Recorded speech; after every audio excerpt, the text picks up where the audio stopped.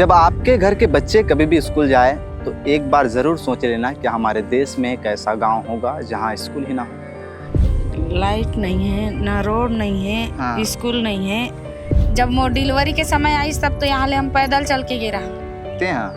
ते खुद गिरे। हाउ ये गांव के लोगन मन है मोबाइल भी नहीं चलाए। मतलब सोचो कि इतना अत्याधुनिक जमाना है, इतना अत्याधुनिक दौर है और इस समय में लोगन मन के हाथ में 5G फोन रहते।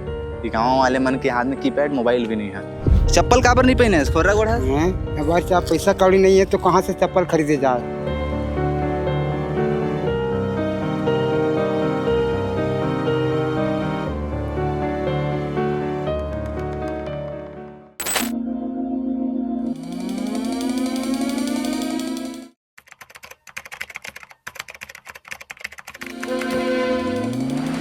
यकीन नहीं होता कि हमारे देश में आज भी ऐसा जगह है, ऐसा गांव है जहां तक सरकार और प्रशासन मूलभूत सुविधा पहुंचाने के लिए असमर्थ है।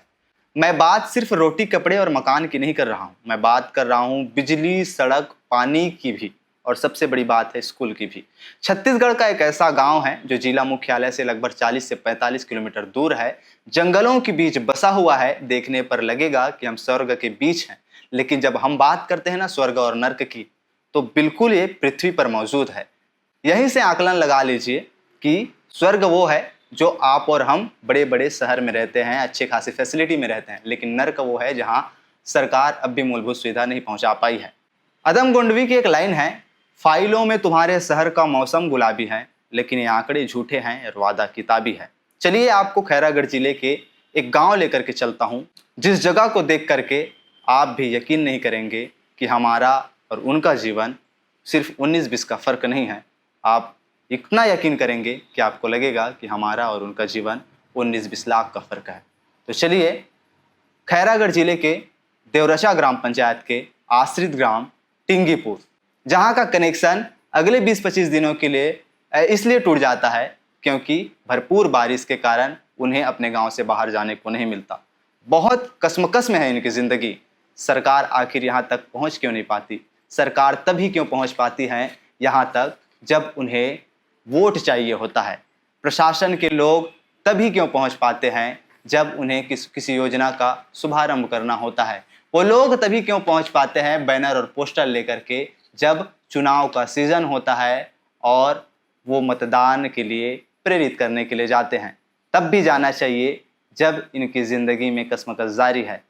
इनको क्यों रोटी और कपड़ा मकान मुहैया नहीं हो पा रहा है? देखिए कहानी और विचार कीजिएगा आपका और हमारा जीवन कितना अच्छा है इनके जीवन से। जब आपके घर के बच्चे कभी भी स्कूल जाए तो एक बार ज़रूर सोच लेना कि हमारे देश में एक ऐसा गांव होगा जहां स्कूल ही ना हो। जब आपके घर में बिजली लगे और उस बिजली से पंखे और एसी कूलर चल रहे हों तो एक बार ज़रूर सोचना कि हमारे एसी कूलर जो चल रहे हैं, क्या छत्तीसगढ़ में एक ऐसा गाँव है जहाँ बिजली का एक चिन्ह भी ना हो। खैरागढ़ जिले के छुईखदान ब्लॉक में टिंगीपुर गांव है जो देवरचा ग्राम का आश्रित गांव है और इस वक्त मैं वही हूं।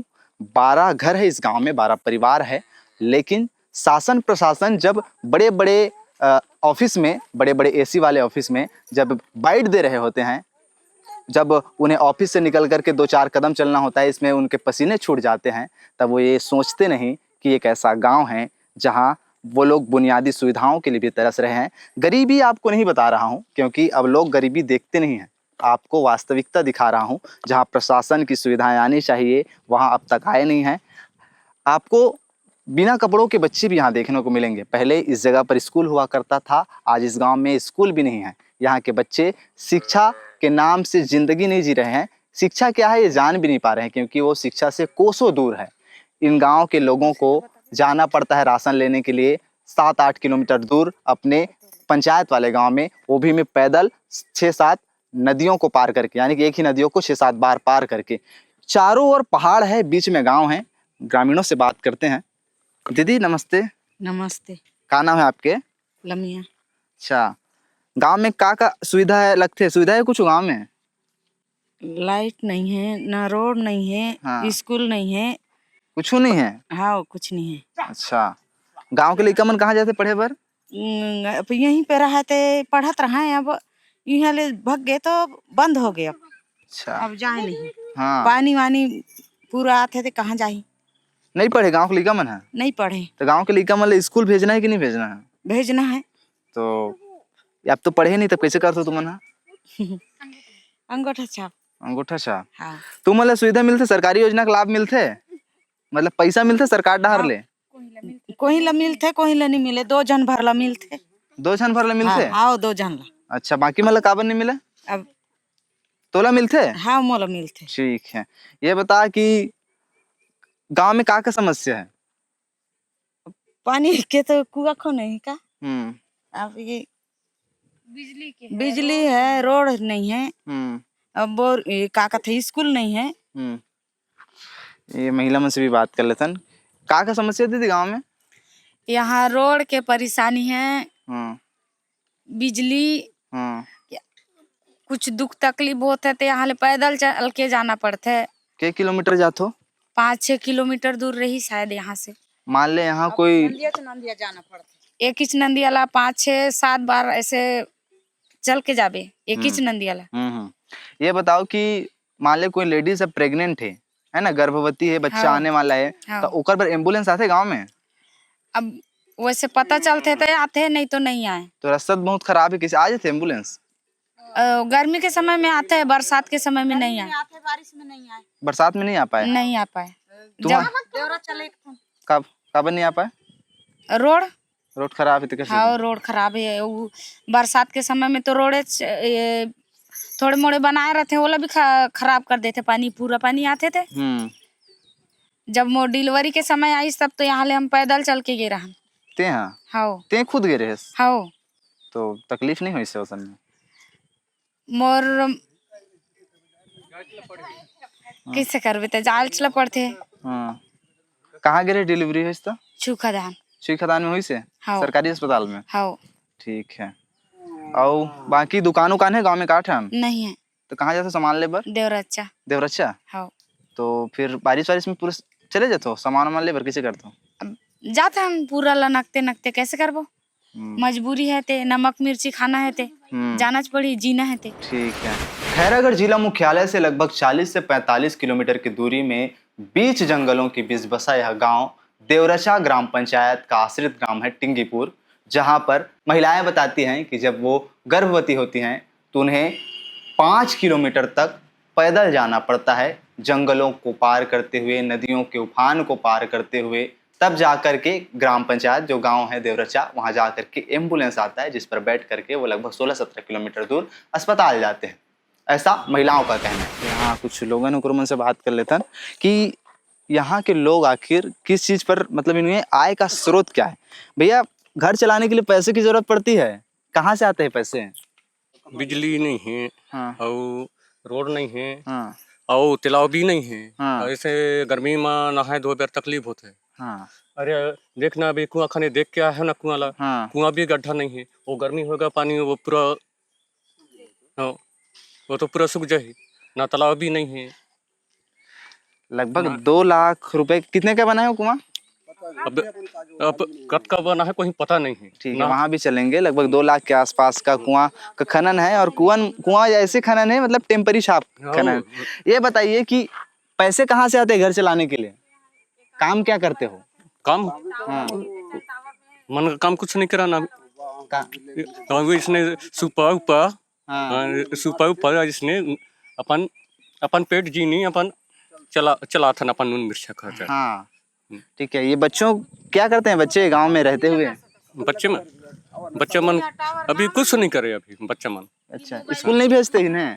तो अभी बाढ़ में कैसे जाएगा? बाढ़ में तो क्या इसके लिए क्या उपाय ढूंढते हैं? गांव में स्कूल होना चाहिए? स्कूल होना चाहिए। स्कूल होना चाहिए। हाँ।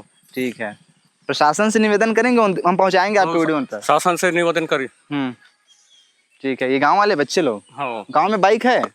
नहीं है, नहीं। वो दूसरा। अच्छा, क्या नाम है बेटा? धनेश। क्या करते हो, मतलब स्कूल जाते हो? क्यों नहीं जाते हो? नंदिया। हाँ? नंदिया सिटी। इनको बोलने दो जी, बताइए क्यों नहीं जाते? स्कूल नहीं। स्कूल नहीं है? तो ठीक है। पड़ोसी गांव में भी स्कूल के लिए भेजते नहीं है पापा लोग? क्यों? नंदिया।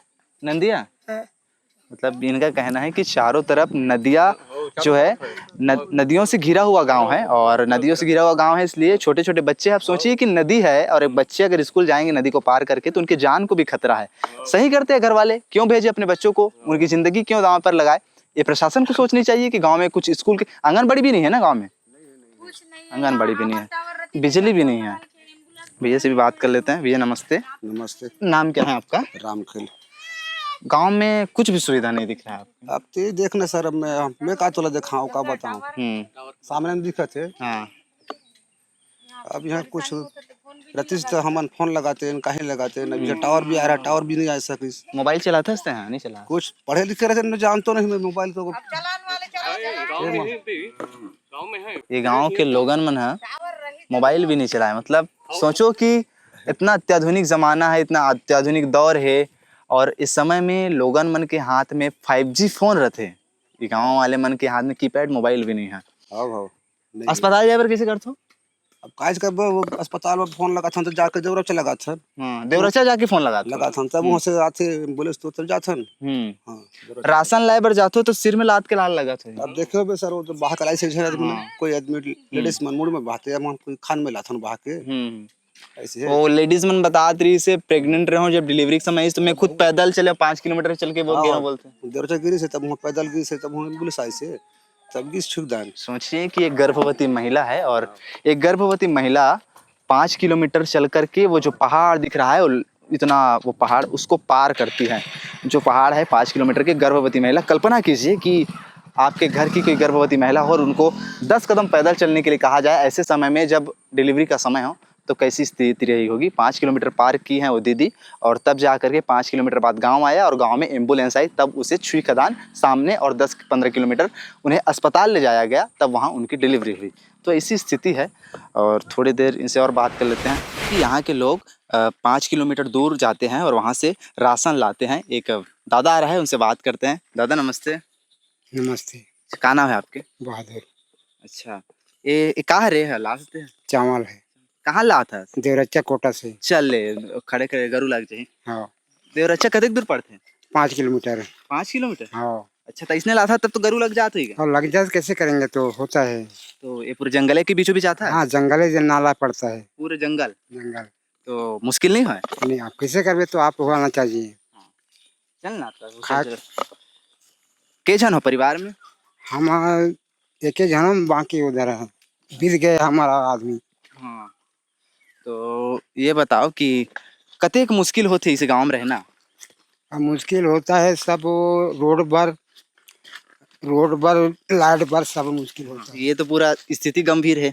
देख के यही पूरा नदिया में पानी आ जाता है, कैसे करते? नदिया में भी रेंगा था में ये बंद कर देता है, अब मुश्किल होता है रेंगे पर। हाँ ठीक है। तो ये बताओ कि के किलो मिलते चावल? 35 है। 35 किलो। हाँ। और बाकी सामान लाए बर कौन गाँव जाता फिर? वहाँ से दुकान से जाते हैं, पैसा रह जाते हैं ना तो दुकान से खरीद लेते हैं। हाँ, गाँव में दुकान है? हाँ वहाँ यहाँ तुहर गाँव में नहीं है, देवरचा में है। देवरचा में है? हाँ। और तबीयत खराब होती तो कैसे करते हो? अबे यहाँ तो गाड़ी मोटर नहीं चलता है, रोड पर नहीं है, और तकलीफ होता है, मतलब बहुत तकलीफ होते हैं। हाँ। गाँव में बिजली भी नहीं है? नहीं है। अच्छा, रोड भी नहीं है? रोड भी नहीं है, कुछ नहीं है। का चाहते हो, कुछ चाहते हो सरकार से, तुम्हारी बात सुने करके? हमारा रोड चाहिए, बिजली लाइट चाहिए। अच्छा हाँ ठीक। एम्बुलेंस आते खराब वराब हो हाँ, आ जाते हैं, 2 बार आए। 2 बार आए? हाँ। सोचो, मतलब सोची कि अब तक इतिहास में यहाँ सिर्फ 2 बार ही एम्बुलेंस आए हैं, मतलब इतना 1-2 बार से ज्यादा नहीं आए हैं। नहीं आए हैं। गजब यार। चप्पल का पर नहीं पहने? खोरा गोड़ा? अगर क्या पैसा कौड़ी नहीं है तो कहाँ से चप्पल खरीदे जाए। हाँ, मतलब कितने घर है यहाँ? 12-13 घर के है। 12-13 घर के हाँ, है। हाँ। ये बताओ कि कौन से बैगा जन जाती है? हाँ, पूरा पूरा बैगा है। पूरा बैगा है। हाँ। का काम करते हो? और कोई जो काम नहीं देखने चाल मिला तो खास है बस। हाँ हाँ, कोई देवरचा में रोजी मंजूरी जाता है। ठीक है। हाँ। तो ये है इनकी परिस्थिति, आप लोगों ने देखा। मैं एक बार और दिखाना चाहूँगा, इधर दिखाइए भैया। देखिए पूरा ये पहाड़ों के बीच बसा हुआ गांव है, थोड़ा सा दूर दूर में घर है, जंगलों के बीच है, चारों ओर पहाड़ मिल जाएंगे। और खैरागढ़ जिले का ये गांव जो कि सरकार और पूरे भारत के नक्शे में तो है ज़रूर, लेकिन आप कभी यहाँ पर आएंगे तो गूगल मैप में भी सर्च करेंगे ना तो आप कतई गाँव में आ नहीं पाएंगे, इतना गारंटी बता देता हूँ आपको। प्रशासनिक सुविधाओं में इन्हें आवास मुहैया कराया गया है, प्रधानमंत्री आवास योजना के तहत घर दिया गया है, लेकिन उसी आवास योजना के घर में, प्रधानमंत्री आवास योजना के घर में इन्हें बिजली नहीं दिया गया है। अब देखना यह है कि इन्हें कब बिजली मिल पाती है, कब सड़क मिल पाते हैं, कब इन्हें स्कूल मिल पाते हैं, आंगनबाड़ी मिल पाते हैं, और सबसे अच्छी बात तो इन्हें पीने के लिए सही पानी मिल पाता है, क्योंकि इनके देखिए छोटे छोटे बच्चे हैं, ये बीमारी के शिकार हो चुके हैं। इसीलिए शिकार हो चुके हैं क्योंकि इन्हें सही ढंग से पानी और पोषण आहार नहीं मिल पा रहा है। इसका भी कारण प्रशासनिक तरीके हैं, क्योंकि प्रशासन को जो सुविधाएं इन्हें मुहैया करानी चाहिए वो नहीं करा पा रहे हैं। तो ये रही हमारी पूरी खबर। देखते हैं इसके बाद प्रशासन किस प्रकार से रुख लेता है। और ये पूरे बैगा जनजाति हैं, पूरे बैगा जनजाति के लोग हैं, और ये वही बैगा जनजाति हैं जो हमारे राष्ट्रपति के दत्तक पुत्र के रूप में कहा जाता है।